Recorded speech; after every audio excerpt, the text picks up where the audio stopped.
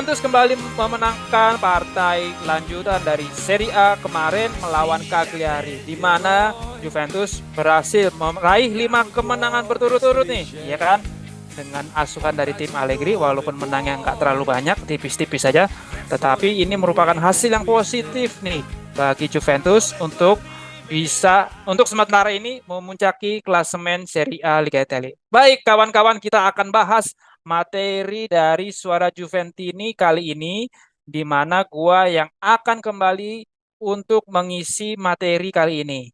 Tapi di sini seperti biasa, gua tidak sendiri nih untuk menemani atau mengisi materi kali ini. Seperti biasa, para narasumber yang tidak asing lagi, tapi kita alangkah baiknya untuk kenalan dulu nih, ya kan? Mungkin bagi para penonton atau dimanapun aja harus kenalan dulu nih karena eh, kita kenal maka tak sayang, ya kan? Baik, kita lanjut dulu untuk yang pakai jersey warna kuning nih. Mohon dikenalkan Bang, siapa namanya, dari mana? Monggo. Halo, Andar Sofyan, Juventini Singapura. Wih, jauh-jauh ya kan. Mas Andar Sofyan ini sering mengisi untuk sebagai narasumber tetap dari Suara Juventini. Dia dari Singapura. Baik, nah ini yang tidak asing lagi ya kan, sering mengisi layar kaca ya, dari channel Suara Juventini. Monggo Mas, tapi kenalin dulu siapa namanya Mas. Halo teman-teman Suara Juventus semuanya, gue Jackie ya. Semoga semua masih terus mendukung Juventus. Bang Jeki dari mana Bang? Kayak gitu. Ini Gue dari dari Singapura. Jakarta Timur gue. Oh, tetap Jakarta Timur. Baik kawan-kawan, tanpa berpanjang lebar lagi kita langsung saja untuk masuk ke materi yang pertama, di mana seperti yang kita ketahui bahwa Juventus memetik kemenangan di kandang sendiri di J Stadium melawan Cagliari dengan skor tipis yaitu 2-1 nih. Nah, gua ingin bertanya nih kepada kalian nih, gimana nih perasaannya melihat 5 kali beruntun nih menang Juventus terhadap lawan-lawannya. Khususnya pada match kemarin, gimana nih menurut Bang Jack ini? Silakan. Oke, kalau perasaan gue tentu ini luar biasa ya. Maksudnya luar biasanya gini.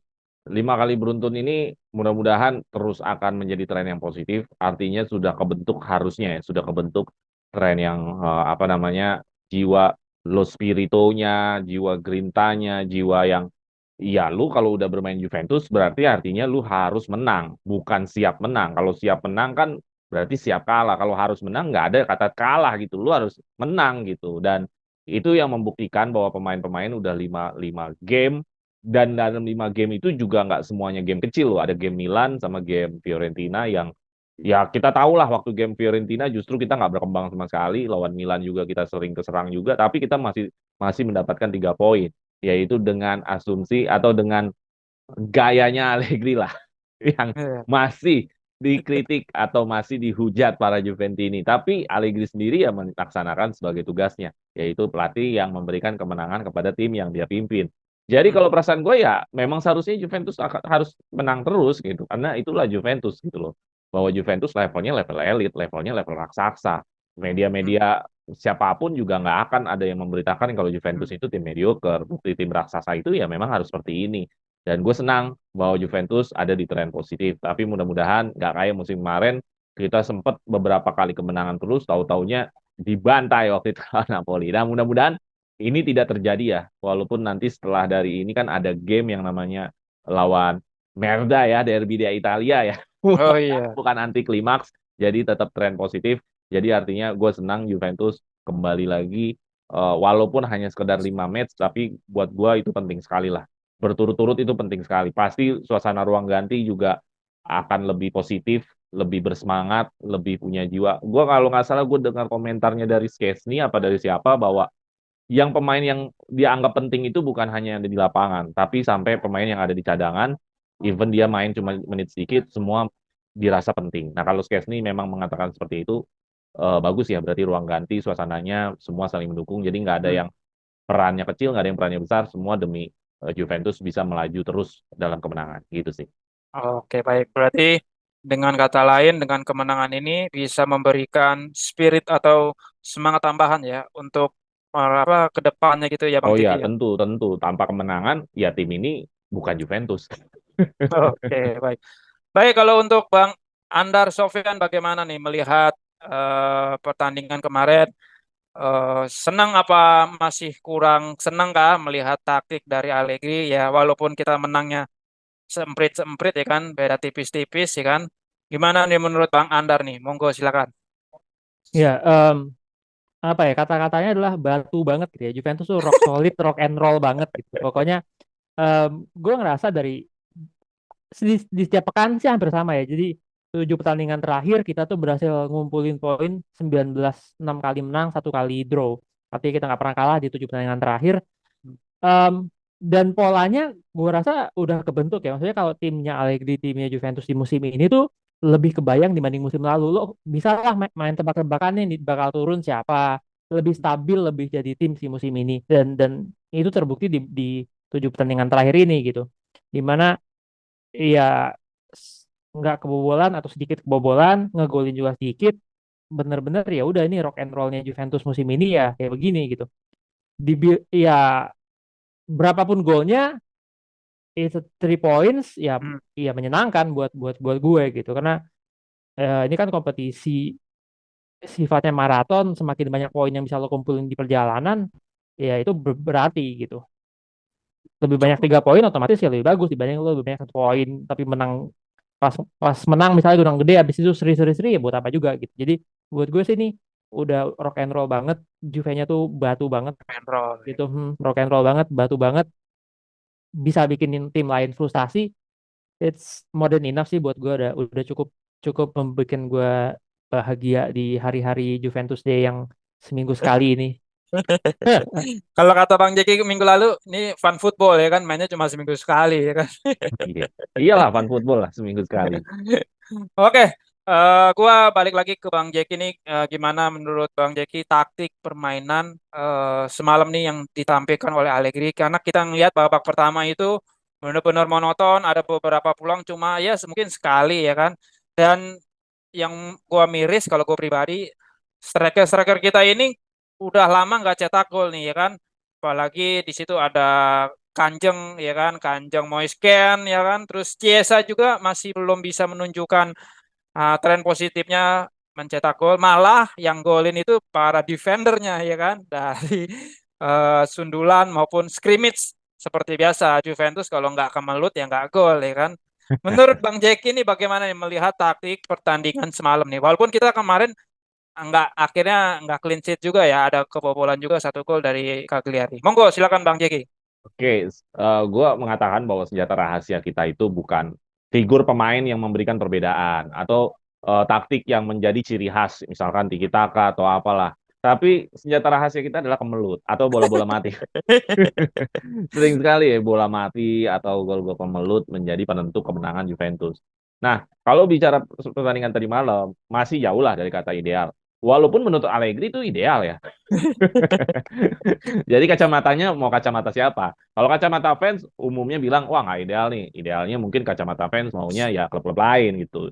Tapi kalau kacamata Allegri mengatakan, wah ini oke. Bahkan Allegri mengatakan dalam jumpa persnya, setelah 2-0 gue pengen lebih efisien aja gitu. Maksudnya nggak usah terlalu banyak ngapres apa segala macam. Ya jadi dirasa cukup. Nah, jadi dari situ ya balik lagi tim ini kan gimana apa kata pelatih. Jadi kalau secara permainan dari kacamata fans ini belum menjadi eh, titik ideal ya, titik ideal. Tapi kalau dari kacamata Allegri, Allegri merasa ya udah gue udah melaksanakan kewajiban udah 1-0. Tapi kalau gue pribadi menganalisa ya karena gue juga sebagai penonton tentu ya masih ada kekurangan-kekurangan dalam hal serangan juga terlihat babak pertama itu lambat sekali temponya. Hmm. Bahkan kita bisa masuk ke kotak penalti itu baru menit-menit 30-an. Dari menit 1 sampai 30-an sangat bingung sekali. Monoton ya. Bingung. Kalau nggak salah tuh baru-baru ada tuh pas Kean ya di Iya. umpan terobosan Chiesa sama pas McKennie. Kalau nggak salah gua, kalau nggak salah ya. Itu baru menit-menit antara 30-an ke atas. Nah, di babak kedua baru ada mungkin karena ada motivasi ya, ada perubahan taktik, temponya agak lebih cepat, agak lebih berani. Chiesa lebih banyak mendapatkan bola.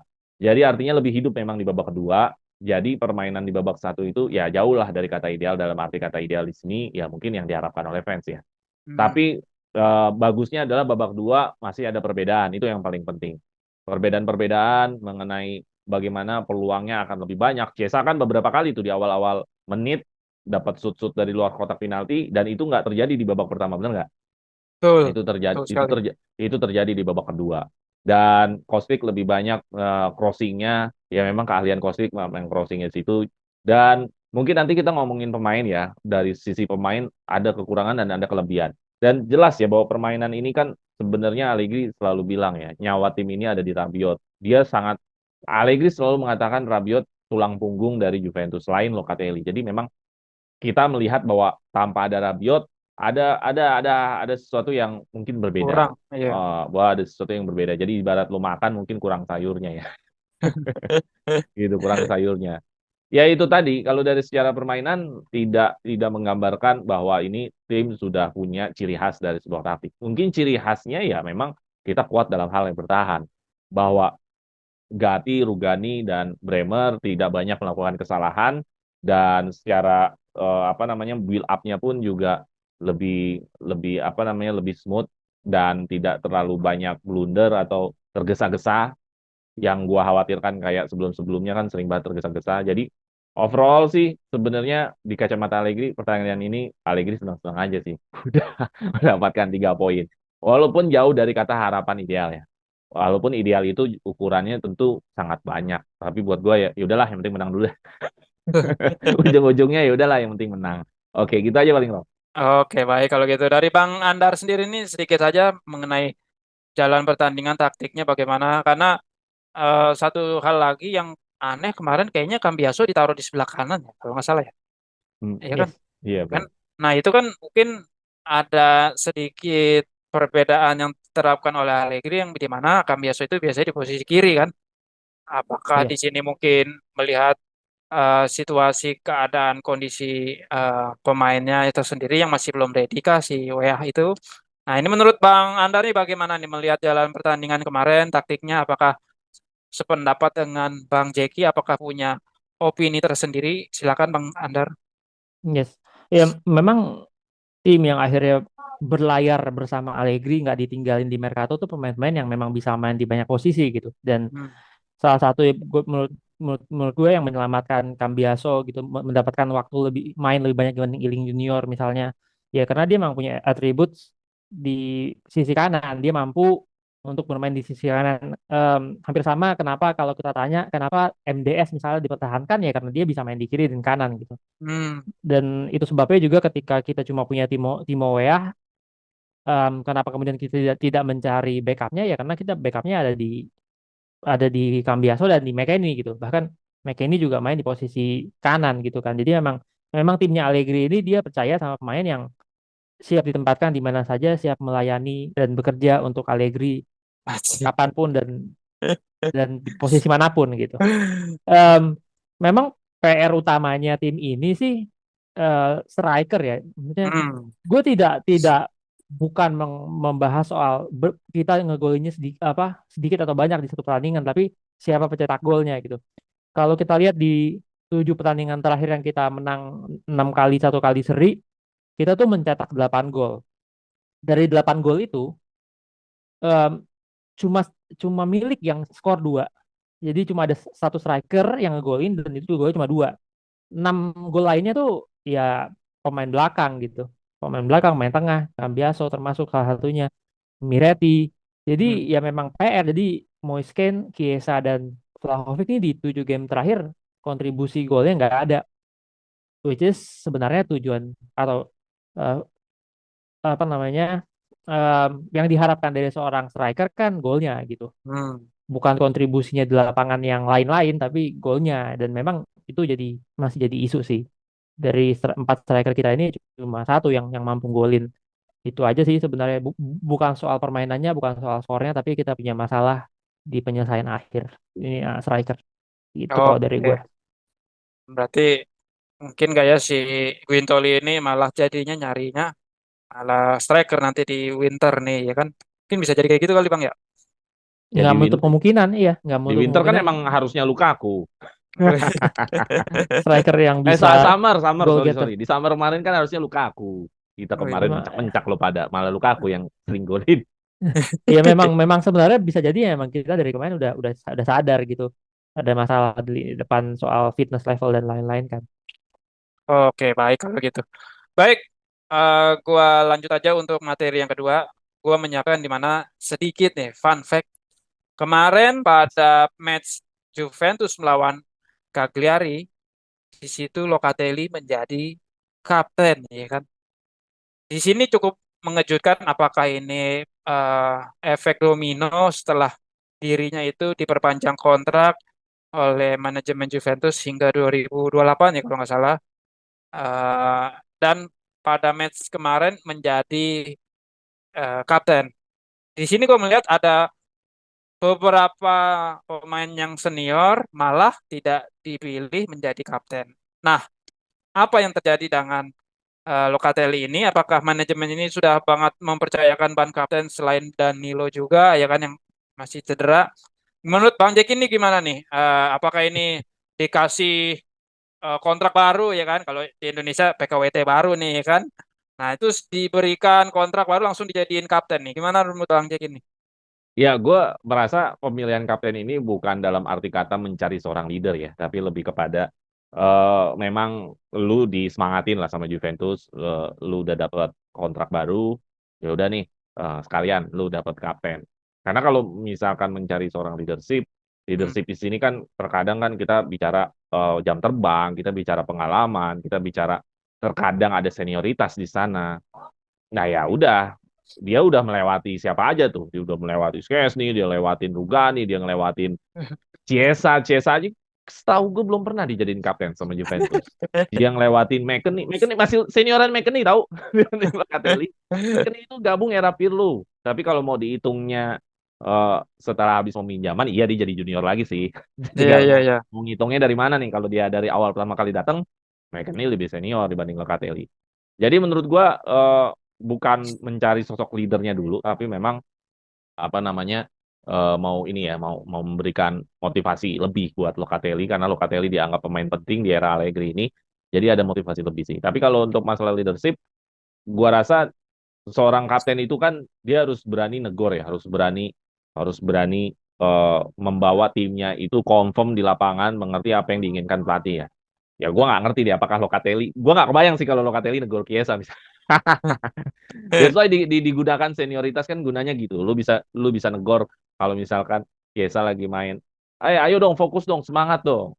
Iya kalau kalau Locatelli orangnya asik sih itu nggak jadi masalah ya. Tapi kalau Locatelli orang Indonesia kan kadang-kadang nggak enakan untuk hal-hal yang kayak gitu kan. Oh, Nah, jadi iya, gua iya. nggak tahu apakah kalau kapten itu kan bicara leadership. Apakah leadership atau bukan? Gue lebih percaya kalau itu bukan. Lebih kepada lu diberikan semangat dan motivasi aja. Itu aja sih. Kalau leadership gue rasa masih butuh-butuh pemain seperti kayak Danilo atau KSI mungkin lebih punya leadership atau siapa? Atau Danilo ya Danilo sih yang lebih lebih kelihatan ada leadershipnya ya. Ya atau Chiesa mungkin harus dicoba untuk menjadi seorang kapten gitu. Oke, Apa baik. apa punya leadership yang baik gitu loh. Baik, dari Bang Andar sendiri, apakah punya pendapat tersendiri kah? Apakah ini cuma ya udah biasa aja besok mungkin pas lawan Inter Milan balik lagi kalau misalnya si Rabiot. Danilo ya Danilo atau Rabiot udah balik lagi ke Rabiot. Rabiot pastilah. Oke, baik. Gimana Bang Andar? Ya, ya basically kan memang musim ini captaincy nggak dihitung dari senioritas ya, benar-benar hak prerogatifnya Allegri gitu. Dan Oh, dia dan dia di awal musim sudah menentukan kapten satu itu Danilo, kapten dua Alexandro, kemudian kapten tiga Rabiot gitu. Jadi ketika tiga pemain ini absen, em, kemudian yang terjadi adalah menurut gue yang kemarin itu ya basically em, gimmick aja sih. Jadi oh, iya, iya. sebagai sebagai sebuah sebuah tim sepak bola Italia yang sangat Italia sekali gitu, menurut gue kapten yang dikasih ke Locatelli ini untuk kasih harapan dan contoh ke anak-anak muda Itali, ini lo bisa masih muda, lo ngefans sama Juve, lo berusaha kerja keras di tim lo main dimanapun, akhirnya lo berlabuh di Juventus, and that at some point lo akhirnya bisa jadi kapten Juventus gitu. Dan menurut gue emang emang hal-hal yang kayak gini lagi dikencengin banget sama Juventus ya, kayak misalnya Miretti kemarin gitu, Iya. diacarain banget gitu, dia um, main di senior sampai ada Wall of Dreams-nya tuh kalau biasanya di diem-diem aja ini sampai diacarain banget gitu. Ditaruh apa fotonya semua perjalanan karirnya dari dari youth sampai akhirnya senior level di Vinovo, bahkan ketika dia akhirnya golin tuh kayak database konten tuh keluar semua tuh di TikTok. eh, Muka-muka dia dari umur berapa gitu, terus ada narasi-narasinya. Dan menurut gue iya memang Juventus lagi berusaha mencari fans baru lah, bisa dibilang kayak gitu, dengan hal kayak gini gitu, nyentuh-nyentuh kayak gini tuh ya membuka membuka fans baru gitu.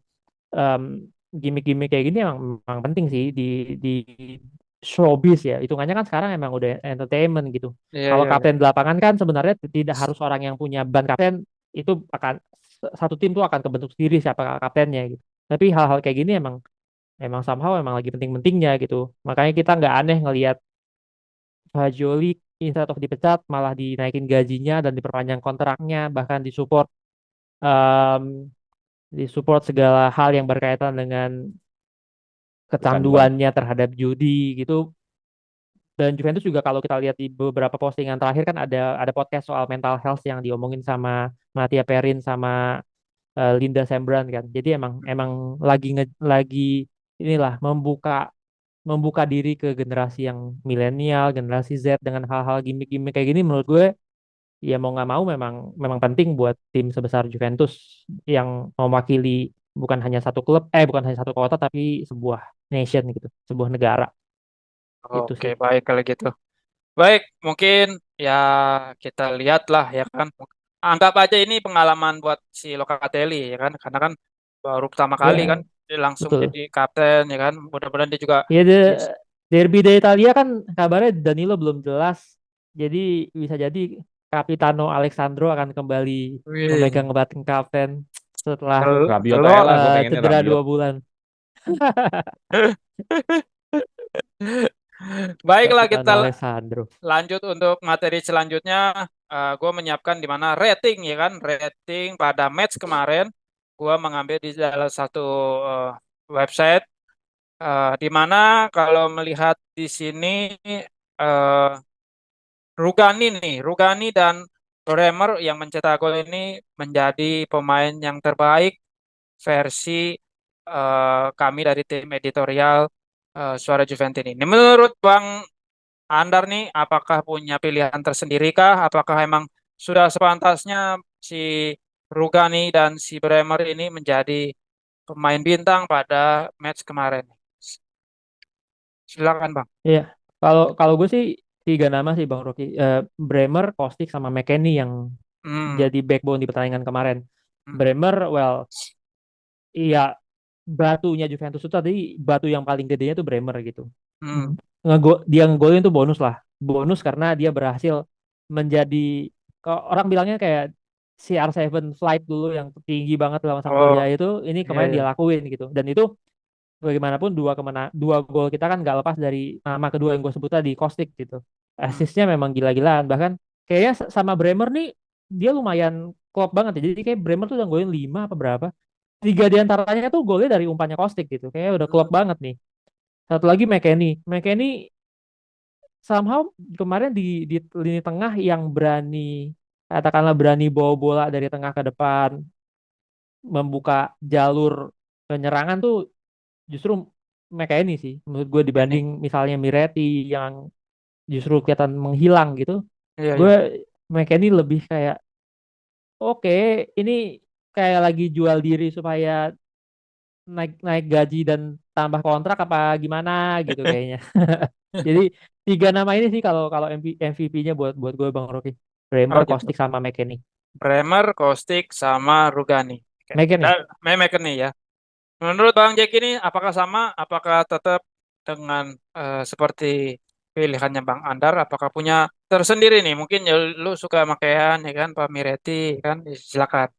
Ya gue juga akan komentarin pemain-pemain yang flop di pertandingan ini ya. Tapi kalau Hmm. untuk Rugani, akhirnya ini menjadikan Juventus semua backnya itu golin. Luar biasa.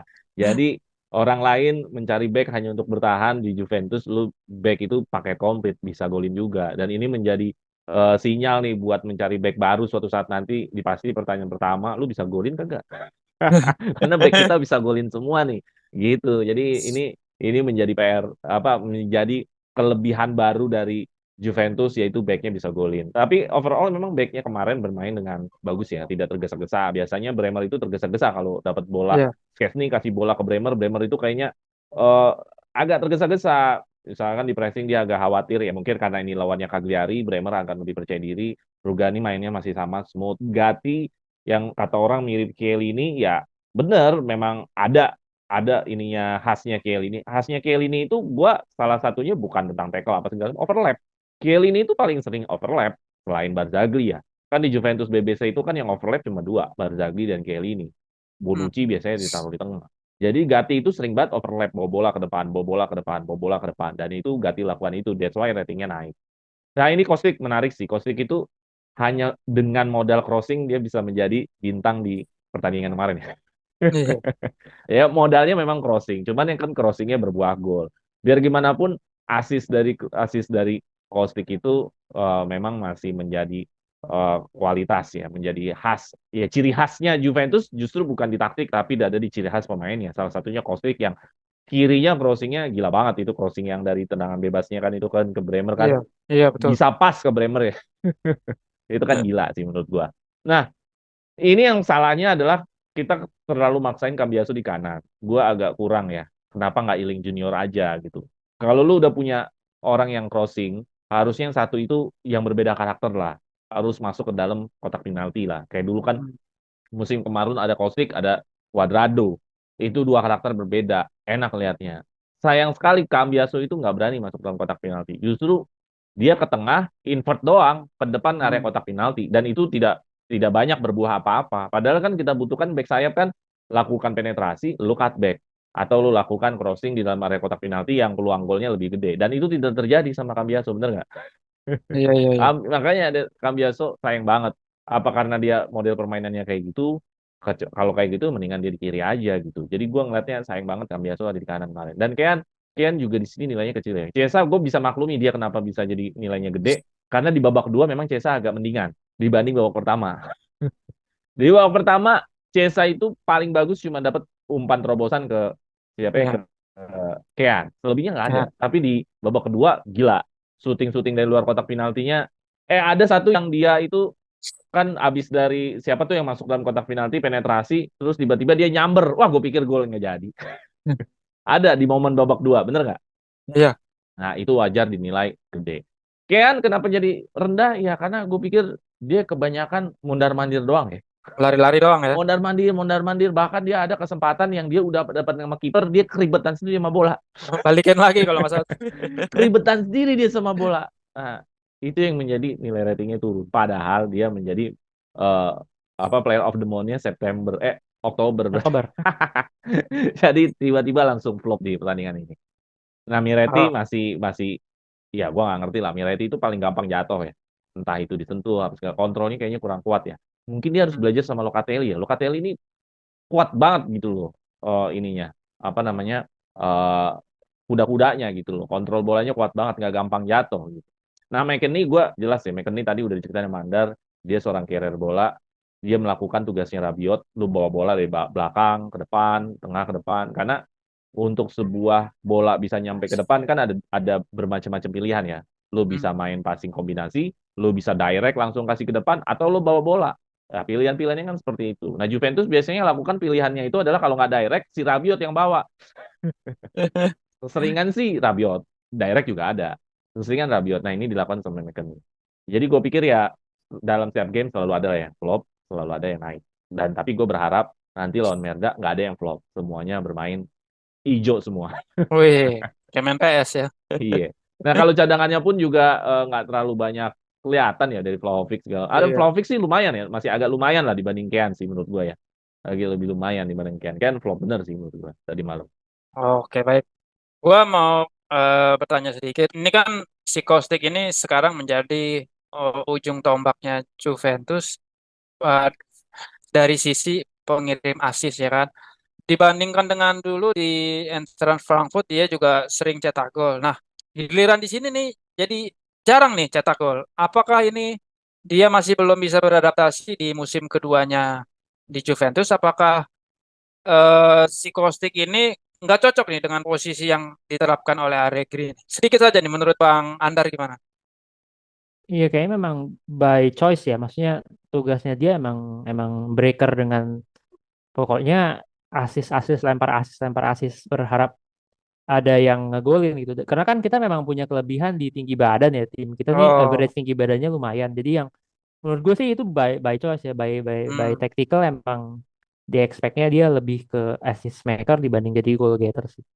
Oh gitu ya. Jadi nggak terpengaruh lah ya walaupun di total kemarin kalau gue lihat di sini Vlahovic sorry, si Kostic ini 33 gol nih dengan si Eintracht Frankfurt. Sekarang ya baru nggak terlalu banyak, baru tiga tiga gol ya di musim lalu ya kan. Iya. Tapi kalau menurut Bang Andar ini sebagai pilihan taktik ya mungkin ke depannya dia akan menjadi seorang asister aja ya kayak kan. Tidak. Iya, dan memang di musim lalu kan juga dia assist terbanyak ke Juventus kan. Iya. Jadi memang kayaknya memang dari awal dicari dan ditugaskan memang sebagai assist maker. Dan satu lagi, untuk mencetak gol di Serie A tuh menurut gue nggak segampang di Bundesliga sih. Jadi ya Hmm. masuk akal ketika golnya nggak sebanyak di Bundesliga ketika dia main di Serie A. Oh gitu. Baik. Kalau dari Bang Jack ini sendiri, singkat saja nih mengenai Kostik ini, yang tadi gua pertanyakan, apakah masih belum cocokkah dengan pola yang diterapkan Allegri? Apakah emang suatu jadi pilihan dari taktiknya Allegri tersendiri? Karena kan di Frankfurt itu juga lumayan gacor nih. Nah, ke sekarang nih nggak terlalu seperti yang di Frankfurt nih. Gimana menurut Bang Jeki? Ya, karena pasti beda formasi lah, beda formasi, beda pelatih. Ya itu pasti akan ada perbedaan semuanya. Tapi buat gue yang penting ada kontribusinya. Jadi Hmm. kontribusinya kan juga jelas ya asis. Jadi nggak ada masalah sih buat gue dan Allegri juga terbukti dia tidak ada masalah ya dia dimainin terus. Jadi memang maunya Allegri juga gini-gini aja juga udah bagus. Harus golin. Kalau misalkan dia nggak bagus dia cadangan lah. Kalau dia nggak sesuai dengan harapan Allegri dia cadangan. Nggak ada lah pelatih mainkan pemain yang nggak sesuai apa yang dia mau kan. Kan Iya, gitu iya. aja. Selama dia masih dimainkan, berarti ini anak atau ini pemain sesuai dengan harapannya pelatih gitu loh. Berarti kan penilaian mereka kan pertandingan sebelumnya dan pas latihan kan Iya, iya. gitu. Ya Oke. buat buat Allegri lu nggak masalah lah golin cuma satu dua yang penting lu cara mainnya apa yang gue mau. Yang gue mau gimana ya crossing itu tadi. Gitu Oke, aja udah. baik. Siap, baik kalau gitu. Baik, kita akan lanjut materi yang terakhir, di mana beberapa pemain Juventus kemungkinan akan mendapatkan kontrak baru nih, seperti ya kayak kemarin sudah Locatelli. Nah, ini kemungkinan ada McKennie, terusnya Rugani ya, Rugani udah ya, kemarin udah dibahas. McKennie, eh, siapa siapa lagi Bang Jeki mungkin? Ada Bremer, Bremer, nah ya ini Bremer, terusnya McKennie, terus apakah Vlahovic, Chiesa, Vlahovic? Sule, Chiesa juga. ya saya juga belum beres. Nah ini juga Alexandro juga kemungkinan tidak akan diperpanjang hingga akhir musim karena akan mencari pengganti baru. Nah, menurut Bang Jack ini melihat komposisi seperti ini, apakah sudah sepantasnya kah mereka ini yang akan terima perpanjang kontrak? Apakah kita bisa cari pemain lain nih? Menurut Bang Jack ini gimana nih? Yang ditawarin pemain kontrak kebanyakan memang tim yang jam menit mainnya juga bagus-bagus sih. Kayak Bremer wajar lah, Chiesa wajar lah. Dan Juve secara bisnisnya dulu lah, secara bisnisnya dulu jangan sampai nanti free transfer pemain-pemain potensial ini misalkan lu urusinnya di waktu-waktu yang paling mepet, misalkan satu musim sisa kontrak, itu kan waktu yang paling mepet. Pemain masih bisa berpikir apa gue cabut aja dari Juventus kan gitu. Iya, iya, Dan iya. itu bahkan ada aturan Bosman itu kan Bosman yang 6 bulan sebelum dia habis kontrak dia boleh menentukan pilihan dan itu bisa menghabiskan kerugian dari Juventus. Jadi dari secara bisnis memang harus Juventus mengejar perpanjangan kontrak bila pemain itu ingin dipakai ya sama Juventus ya. Ini hal yang wajar sih. Itu hal yang normal dalam arti kata untuk bisnisnya Juventus bagus memperpanjang. Kalau pemain-pemainnya sendiri itu juga hal yang normal, pemain-pemain seperti Bremer yang memang udah jadi andalan, Chiesa yang udah jadi andalan. Jadi eh, Juve kayaknya lebih bukan sistem kebut semalam lagi gitu loh. Mungkin juga belajar dari kasus Dybala ya, bisa free transfer. Cuman mungkin yang agak aneh nanti unik mungkin kasusnya Rabiot ini yang perpanjangannya cuma semusim, semusim, semusim. Kayak insert koin doang lo kalau main di Dingdong, ya kan, masukin lagi koin, masukin Habis, lagi. Jadi habis. nggak langsung 2 musim, 3 musim, karena Juventus itu pasti maunya gaji itu bisa di press biasanya sih. Kalau kontrak ketiga, kontrak keempat tuh biasanya grafiknya menurun biasanya gitu. Kontrak pertama, ya kan, kontrak pertama kedatangan ya. Kontrak kedua biasanya naik gaji. Kontrak ketiga dia udah mulai, Juventus udah mulai nego-nego nih. Kalau nggak stay ya turun. Biasanya gitu. Jarang lah kontrak ketiga langsung naik gaji. Kontrak keempat naik gaji lagi. Nggak pernah kayaknya gue ngeliat kontrak Juventus kayak gitu ke pemain. Jadi ya mungkin yang paling unik nanti buat si Rabiot ya. Kalau Chiesa kan nanti kontrak kedua. Mungkin dia naik gaji, mungkin di approve mungkin ya. Atau juga mungkin Anda akan lebih banyak ceritain tentang kontrak. Ya, baik kalau gitu. Dari Bang Andres sendiri nih, gimana nih melihat komposisi yang akan diperpanjang kontrak pemain-pemain Juventus di musim-musim ke depan nih? Ya sebenarnya kalau kita lihat nama-nama yang kayak kenapa nama-nama yang keluar, Locatelli, Bremer, kemudian Vlahovic, Chiesa, em, ini kan Juventus itu ketika dulu ngebeli ada nama biaya amortisasi yang dibebankan setiap tahun kan sampai sepanjang kontraknya. Nah, kalau lo dikasih perpanjangan kontrak lagi lebih panjang, artinya beban tahunan amortisasinya itu tambah menurun lagi. Nah, Juventus kan sekarang lagi dikejar untuk laporan keuangannya itu positif gitu. Karena kita so far aja dari 4 bulan pertama musim ini udah minus 75 juta. Jadi kayaknya ini yang lagi dikejar sama manajemen, gimana caranya beban-beban dari pemain yang transfernya mahal nih kayak Vlahovic, Locatelli, Chiesa ini tuh bisa turun gitu. Dan cara menurunkan paling signifikan memang dengan ngasih kontrak yang panjang banget gitu, kayak kayak kayak Locatelli ini kan panjang banget kan sampai 2028 dikasihnya gitu. Jadi ada tambahan 5 tahun lagi itu. Jadi sisa beban amortisasi itu dibagi lagi 5 tahun gitu. Dan ini menurut gue emang di luar kepercayaan pelatih dan manajemen, tapi gue ngelihatnya jauh lebih ke faktor menekan biaya tahunan Juventus karena kan kita punya janji terhadap UEFA untuk ada syarat maksimum kerugian di 3 tahun terakhir, kalau nggak nanti tahun ketiga kita masih bayar denda berapa gitu. Hasil kesepakatan yang musim lalu tuh ada, salah satunya tuh kita harus ada batas kerugiannya itu berapa. Itu makanya selain ada perpanjangan kontrak untuk menekan biaya amortisasi ini, ada juga tambahan modal dari pemegang saham Backshot. yang 200 juta itu. Iya. Kemudian juga penghematan-penghematan yang ratusan juta yang kita udah lakukan di summer kemarin, ya ini semua ujungnya sama sih, untuk mencapai Juventus dengan dompet yang lebih lebih sehat gitu. Makanya nggak aneh juga kalau misalnya kita dengar perpanjangan kontrak di pemain-pemain yang memang waktu kita beli itu mahal gitu. Plus ditambah memang kita juga memproteksi pemain muda kita kan. Kita kayak Sule kan sekarang lagi hits banget nih, kabarnya juga mau diperpanjang karena lagi jadi hot items banget gitu kan. Hmm. The next Di Maria lah, Dybala, you name it lah, semuanya ada. Jadi yang kayak gini termasuk juga Fajoli kita kita perpanjang. Pemain-pemain muda ini juga ya ini aset kan. Aset yang at some point bisa di cash out juga gitu, dengan lo punya kontrak lebih panjang kan, Yang nggak ada bargaining free powernya transfer lah. juga, iya, bargaining powernya juga kita lebih kuat juga kan buat ngejual kalau kontrak lo masih panjang. Makanya isu yang paling besar itu kan sebenarnya di Chiesa yang 2025 kontraknya habis kan, yang sampai hari ini tuh belum ada kesepakatan sama sekali. Jadi kalau istilahnya ya per Januari nanti tinggal 1,5 tahun untuk kontrak Chiesa, yang lumayan mengkhawatirkan sih buat gue. Nggak tahu Oke. nih arahnya kan gimana Chiesa. Oke, baik kalau gitu. Baik kalau gitu kita sudah selesai aja untuk materi kali ini. Terima kasih kawan-kawan, baik Bang Jeki, Bang Andar yang sudah menyempatkan waktu untuk mengisi materi suara Juventus ini kali ini. Akhir kata dari gua terima kasih. Jangan lupa nih subscribe ya kan, di like, jangan lupa di share nih ke kawan-kawan kalian bahwa ada nih channel yang bisa beropini bebas siapapun.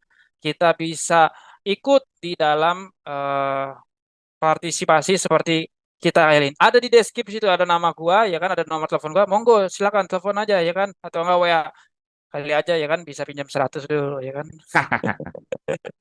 Akhir kata dari gua terima kasih. Terima kasih juga buat Bang Jeki semuanya. Jangan Oke, lupa thank you Rocky. ya, terus pantengin channel Suara Juventus ini karena kita akan memberikan informasi terupdate mengenai berita-berita tentang Juventus. Akhir kata dari gua terima kasih. Wassalamualaikum warahmatullahi wabarakatuh. Vino alla fine. Forza Forza Juve! Juventus. Oke. Nah,